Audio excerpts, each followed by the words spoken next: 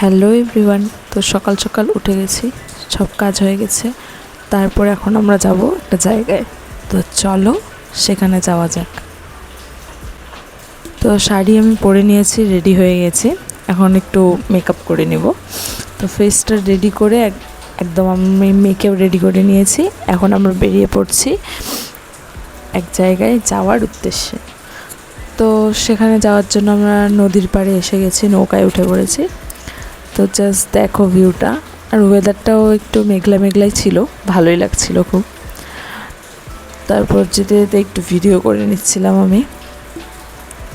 মানে নৌকায় করে যাওয়া একটা অন্যরকমই অনুভূতি লাগে। তো ভিউটা খুবই সুন্দর ছিল, আর নৌকায় আমি অনেক দিন পর উঠেছি, তো আমার খুবই ভালো লাগছিল। তো দেখতে দেখতে আমরা পৌঁছে গেলাম সেইখানে। এটা হলো আমার শ্বশুরবাড়ি। হ্যাঁ, তোমরা ঠিকই শুনছো, এটা হলো আমার শ্বশুরবাড়ি। তো আমরা থাকি এক জায়গায়, এটা হলো আমার শ্বশুর শাশুড়ি থাকে। আর গিয়েই গোপুসোনার সাথে দেখা করে নিলাম। আর এই যে দেখো, এটা আমার শ্বশুরের বাড়ি, এটা হলো আমার শ্বশুরমশাই, আর এইটা হলো আমার শাশুড়ি মা। তো শাশুড়িমা হলো গোপাল ভক্ত। যতদূর জমি এখানে দেখা যাচ্ছে সব আমার শ্বশুরমশাইয়ের জমি। তো বাড়িতে অনেক রকম গাছ টাছ আছে, দেখতে পাচ্ছ কাঁঠাল গাছ আছে। আমি আর এই যে আমার হলো বড় যা। তো এটা হলো আমার শ্বশুর শাশুড়ির রুম। গ্রামের বাড়ি তো বুঝতেই পারছো কীরকম হবে। তো এটা হলো আমার শাশুড়ির রান্নাঘর, এটা গোপুসোনার রান্নাঘর, গোপুসোনার জন্য এখানে রান্না হয়। তো চলে গেছিলাম পাশের বাড়ি একটা মামিরদের বাড়িতে।